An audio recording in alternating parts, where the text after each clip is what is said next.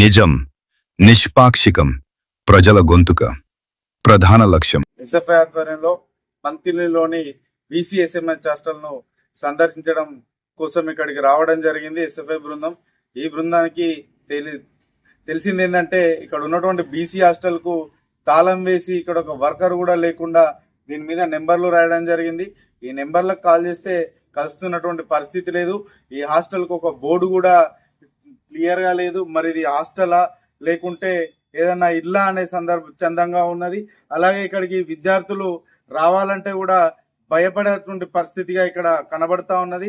మరి దీనికి సంబంధించిన వార్డెను ఎందుకు పట్టించుకోవడం లేదని చెప్పి మేము భారత విద్యార్థి ఫెడరేషన్ ఎస్ఎఫ్ఐ పెద్దపల్లి జిల్లా కమిటీ పక్షాన అడుగుతా ఉన్నాం. ఇప్పటికైనా సంబంధిత అధికారులపై చర్యలు తీసుకొని ఇక్కడ ఉన్నటువంటి వార్డెన్ను వెంటనే సస్పెండ్ చేసి సక్రమంగా విద్యార్థులకు నాణ్యమైన బోధనం అందించే విధంగా ఇక్కడ చూడాలని చెప్పి మేము తెలియజేస్తున్నాం. అలాగే ఇక్కడ ఉన్నటువంటి రోడ్డు కూడా మొత్తం చెత్తతో నిండిపోయింది. దాన్ని కూడా క్లీన్ చేయించాల్సిన బాధ్యత వార్డెన్ పైన ఉంటది.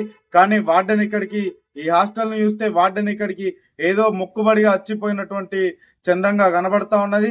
కావున వెంటనే సంబంధిత అధికారులు ఈ వార్డెన్ పై చర్యలు తీసుకోవాలని చెప్పి మేము ఎస్ఎఫ్ఐగా డిమాండ్ చేస్తా ఉన్నాం. లేని పక్షంలో జిల్లా వ్యాప్త ఉద్యమాలకు పిలుపునిస్తామని చెప్పి హెచ్చరిస్తా ఉన్నాం. నా పేరు ఆర్ల సందీప్, ఎస్ఎఫ్ఐ పెద్దపల్లి జిల్లా అధ్యక్షుడు.